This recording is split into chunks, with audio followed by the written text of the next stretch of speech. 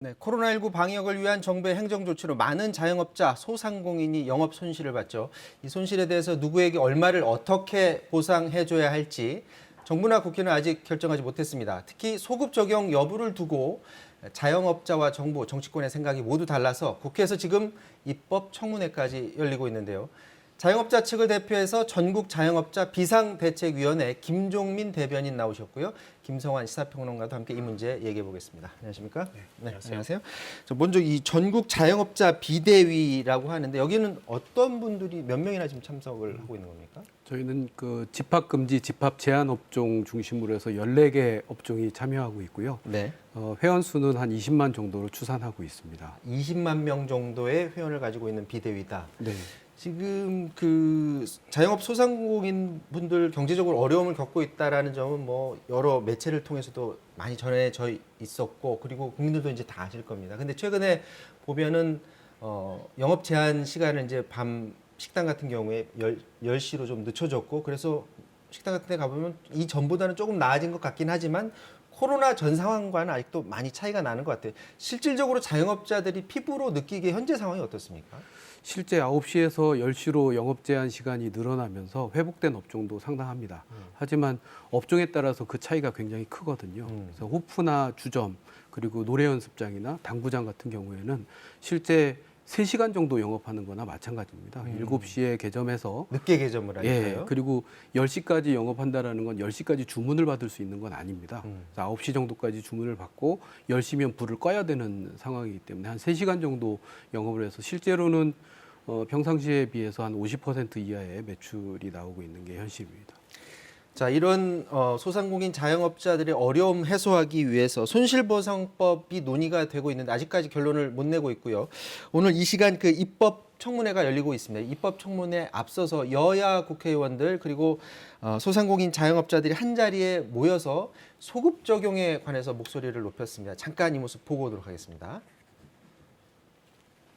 오직 확진자의 숫자로 말하는 방역의 성과가 무슨 의미가 있습니까? 사람을 살리고자 하는 방역으로 인해 정작 사람들이 죽어나간다면 그게 무슨 의미가 있습니까? 저희가 국민의 일원으로서 보다 방역에 협조하고 살아갈 수 있도록 정당한 손실보상을 요청드립니다. 정부의 명령에 순응한 국민은 아무런 잘못이 없습니다. 이들이 입은 피해에 국가가 눈을 감는다면 그것은 헌법 정신에도 어긋날 뿐더러 앞으로 비슷한 재난 상황이 발생할 경우 그 누구도 정부의 행정명령에 응하려 하지 않을 것입니다. 국민은 빚을 내어가며 연명하고 정부는 국민이 죽어가든 말든 초점을 흐리는 재정 건전성 매지가에 빠져드는 형국입니다. 국가 재난 사태에 국가가 발벗고 나서지 않고 왜 국민들이 그 고통을 고스란히 떠안아야 한단 말입니까? 국민의 희생에 대한 정당한 보상을 정성껏 다해야 합니다. 국민들의 최후 통첩이 국회에 직배송되었습니다. 오늘 이 시간 우리의 입장은 민생을 위한 결연한 선언의 장이 될 것입니다. 결국 이제 쟁점, 손실보상은 정부는 하겠다라는 건데 이제 소급 적용이 쟁점이에요. 자영업자들은 소급 적용은 반드시 해야 된다라는 그런 입장인 거죠. 사실 소급 적용이라는 말 자체가 프레임이라고 생각을 합니다. 특별법이 됐든 지진이나 가뭄이나 화재로 그 산불로 인한 그 손실보상법이 됐든 소급 적용이 되지 않았던 보상은 없거든요. 네. 모든 게 그 보상이라는 것 자체가 현재 과거부터 현재까지 계속 피해가 만들어져 있는 거고요. 당연히 소급 적용은 돼야 되는 건데 이게 프레임에 쌓여서 소급 적용에 논란되고 있다라고 생각을 합니다. 지금 방금 말씀하실 때 프레임에 쌓였다라고 하는데 이 소급 적용을 두고 지금 정부가 입장을 좀 달리하잖아요. 중기부도 그렇고 기재부도 그렇고 입장이 어떻게 다른 거죠? 크게는 재정 부담하고 형평성 문제를 얘기하고 있는 것 같아요. 네. 4차례 추경을 통해서 한 60조 원 정도의 예산을 편성을 했는데 주로 집합 제한과 금지 업종을 중심으로 해서 지원을 해줬다는 거죠. 그동안에 그렇게 해줬다. 네. 근데 각 업종별로 사정은 너무 다르다는 겁니다. 그런데 만약에 소급 적용을 해줄 경우에 홍남기 경제부총리도 얘기하는 거지만 받는 곳들이 있고 받지 못하는 곳들이 있을 수 있다. 네. 이럴 경우에 서로 간에 갈등하기 시작하면 심각한 사회적 갈등을 야기할 가능성이 있다. 이걸 이제 우려하고 있다고 얘기를 하고 있고요. 기재부의 경우에는 소급 적용할 경우에 앞서 이제 지급했던 금액이 있을 수 있는데 배달을 중심으로 하는 업종의 경우에는 오히려 타격을 덜 입었을 가능성도 있단 말이에요. 근데 그런 업종들도 지원을 해줬다는 거죠. 그럼 나중에 계산하고 난 다음에 손실을 덜 보는 업종이니까 다시 받았던 거 돌려내 주시오. 이렇게 얘기할 가능성이 있다고 하는 겁니다. 이런 경우에도 또 문제가 될 수 있으니 그러니까 소급 적용이라는 것은 사실 좀 하기 어려운 거 아니냐 이렇게 좀 부정적인 입장을 밝히고 있는 겁니다. 지금 뭐 정부 입장 다르고 국회의원들 입장 다르고 정당마다 입장이 다르다 보니까 의견이 한대로 지금 모아지지 못하고 있는 그런 상황입니다. 그렇다 보니까 지금 자영업자 비대위 측에서 지금 입장을 정리해서 지금 내놨어요.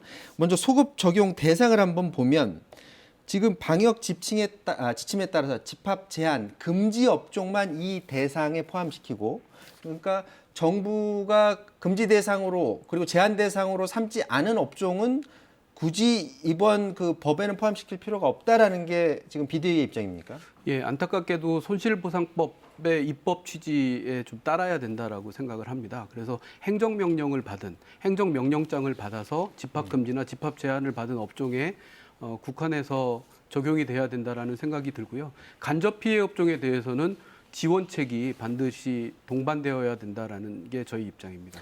그럼 쉽게 말해서 이번에 만드는 법은 정부의 행정 조치로 피해를 입은 업종만 혜택을 보게 하고, 그렇다고 해서 예를 들어서 관광업이라든지 여행업 쪽은 법에는 포함시키지 않지만 다른 방법을 통해서 충분히 할 수 있는 거다. 네. 이게 비대위 쪽의 입장인 것 같습니다. 자, 그런데 이 자영업자 그 집합 제한 그리고 집합 금지 업종에 유흥업소가 지금 들어가 있고, 또 유흥업소 같은 경우에는 규모가 굉장히 크지 않습니까? 그렇게 되다 보면은 상당 부분이 유흥업소로 돈이 흘러들어가는 것 아니냐라는 우려의 목소리도 있는데 그게 맞는 지적인가요? 그러니까 유흥업소가 아무래도 매출액이 많잖아요. 네. 크기 때문에 손실보상을 하면 손실보상 금액이 상당히 커질 가능성도 있다. 네. 더군다나 김부겸 국무총리도 얘기한 것처럼 국민 정서가 좀 안 좋지 않겠느냐 이제 이런 얘기도 사실 하고 있는 거거든요. 근데 문제는 뭐냐면 한번 제외하기 시작하면 각 업종을 다 들여다봐야 한다는 거예요. 우리가 1차 재난지원금 지급할 때 전 국민 보편 지원을 선택할 때도 똑같은 논란이 나왔었거든요. 각각의 업종별 그리고 또 각 뭐 상점별이든 가게별이든 아니면 유흥업소별이든 그 사정을 다 하나하나씩 고려하기 시작하면 나중에 가서 지급이 거의 불가능한 상태까지 간다는 겁니다. 행정비용도 어마어마하게 많이 발생할 수 있고요. 유흥업종도 어차피 정부에 세금 내고 그리고 합법적으로 영업을 하는 곳인데 거기만 국민 정서가 좋지 않다고 해서 제외할 그런 명분도 마땅치 않다. 이런 점들도 국회나 정치권에서 얘기하고 있는 상황입니다. 지금 소급 적용 그리고 또 보면 시점도 지금 논란입니다. 지금 비대위 쪽에서 보시기에는 소급 적용의 시점을 언제부터 언제까지로 지금 생각을 하고 계시나요? 최초의 행정명령이 있었던 네. 그 경기도하고 대구에서 있었던 최초의 행정명령이 집합 제한과 집합 금지 명령이 3월 18일에 있었습니다. 지난해요? 네, 2020년 3월 18일. 네. 그래서 그 기준으로 하고 그 2019년 3월 18일부터 17일까지의 매출액 그리고 3월 18일부터 이후 1년까지의 올 3월 17일까지의 매출액을 비교해서 차액의 20% 그리고 상한을 3천만 원이라는 캡을 씌워서 지급할 수 있도록 가이드라인을 저희가 최후 통첩이라는 이름으로 제안을 했습니다. 차액의 20%네요. 보통 네. 국회의원들이 얘기하는 액수보다 좀 숫자상으로 봤을 때 좀 낮아 보이기는 한데, 예를 들어서 차액이 1,000만 원이라면 네. 200만 원만 지원하도록 한다. 좀 오해가 있는 부분도 있고 네. 그 일반적으로 지금 손실보상 법안이라고 30개 가까운 법안에 올라온 것들의 기준은 매출액 기준이 있고 영업이익 기준이 있고 그리고 그 임대료를 비롯한 고정비 지원을 하는 네. 방안이 손실보상하는 방안이 있습니다. 근데 이제 매출액일 경우에는 선명하게 드러난 그 매출액 차액을 계산할 수 있고 빠르다라는 장점이 있고요. 영업이익은 사실은 작년에 비해서 올해 적자가 났다라고 하면 마이너스를 계산을 해야 됩니다. 그래서 전년도 영업이익과 올해 마이너스 난 것까지 계산을 해야 되는데 그게 쉽지가 않습니다. 그리고 시간도 오래 걸릴 수 있습니다. 그래서 매출액 차액을 제한을 한 거고요. 매출액의 20%라는 거는 일반적으로 자영업자들이 영업을 하면서 매출액 대비해서 영업이익률이 한 20%를 왔다 갔다 합니다. 그래서 그 정도 선을 영업이익선으로 해서 제안을 했습니다. 그래서 말씀하신 행정력이라든지 시간이라든지 이런 거를 최대한 빠르게 지급해야 된다. 지금은 거의 끝에 낭떠러지 끝에 서 있는 상황이거든요. 그렇죠. 지금 빠르게 지급돼야 된다. 대출에서 지금 막기 바쁜 그런 소상공인들 자영업자들이 많기 때문일 텐데 그런데 이미 그러니까 1차 전국민재난지원금 말고 2차부터 4차까지 피해 지원금이 나갔지 않습니까? 많게는 최고 500만 원씩도 나가기도 했는데 이미 지급된 것도 있기 때문에 이것까지 다 합쳐서 계산해서 결국 빼고서 지원해야 된다라는 지적인데 거긴 동의를 하지 않는 건가요? 동의할 수 없는 내용입니다. 첫째는 그 지원과 보상을 엄격하게 구분해야 됩니다. 네. 지원은 줄 수도 있고 안 줄 수도 있는데 시혜적으로 준 겁니다. 그래서 줄 수도 있는 업종이 있었고 그럼에도 불구하고 안 준 업종이 있습니다. 그리고 형평의 문제는 2차, 3차, 4차 할 때마다 지적돼 있었습니다. 보상은 할 수도 있고 하지 않을 수도 있는 게 아니라 해야만 하는 겁니다. 해달라고 요구하는 게 아니라 하라고 요구하는 겁니다. 헌법을 지키라는 요구거든요. 그래서 보상은 반드시 해야 되는 부분이고요. 그리고 이 손실보상 그 지원을 했었던 금액을 말씀을 하시는데 업종에 따라서는 5개월 가까이 집합 금지를 당한 업종들이 있습니다. 그 업종들 한 달 임대료가 500만 원이 넘는 데도 있고요. 5개월 동안 매출이 제로인데 지금 500만 원 정도의 지원금을 줬다라고 해서 지원을 했지 않느냐. 이거를 차감하자. 이런 얘기는 자영업자 진짜 2번 죽이는 얘기입니다. 지금 그 소급 적용 대상에게 보상이 이루어져야 되는데 액수를 그러면 계산을 해보면 어느 정도가 나오는 거죠? 저희가 러프하게 계산을 했습니다. 네. 일단 그 발표에 의하면 100만 아래다라는 한 87만 정도의 그 집합금지 집합 제한 업종의 자영업자 수가 87만 정도다라는 데이터가 있고요. 그리고 135만으로 계산한 2차 그 손실 재난지원금을 계산을 했을 때 나온 숫자가 있는데 저희는 조금 더 그 소상공인의 범위를 확대해서 한 200만 정도로 예상을 했습니다. 네. 그리고 그 이행 그 확인서까지 제출한 사람들까지 확대를 하게 되면 한 200만 정도로 러프하게 계산을 하고 그 중에서 매출이 사실은 그 줄어들지 않거나 이익이 있는 업종들도 있습니다. 거기를 한 50만 정도를 제외하고 평균적으로 한 1,000만 원 이상 지급된다고 계산했을 때 20조 안팎이면 충분하다. 상한을 3천만 원으로 캡을 씌웠을 경우에 그래서 20조면 충분한 금액이다. 그 20조는 사실 우리 예산에 비교했을 때 한 3% 내외거든요.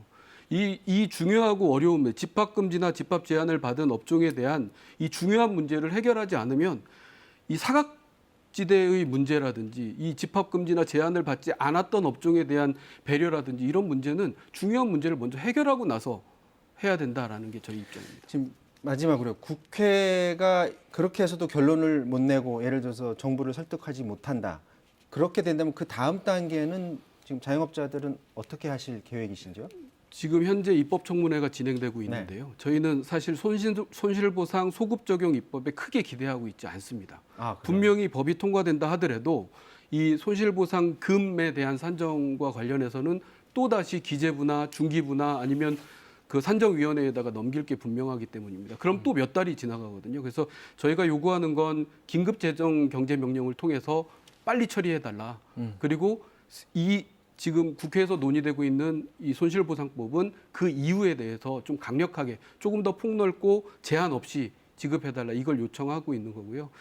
지난주 월요일 날 저희가 최후 통첩이라는 이름으로 기자회견을 했고 이 피해 자영업자가 제안하는 손실보상안을 제안을 했습니다.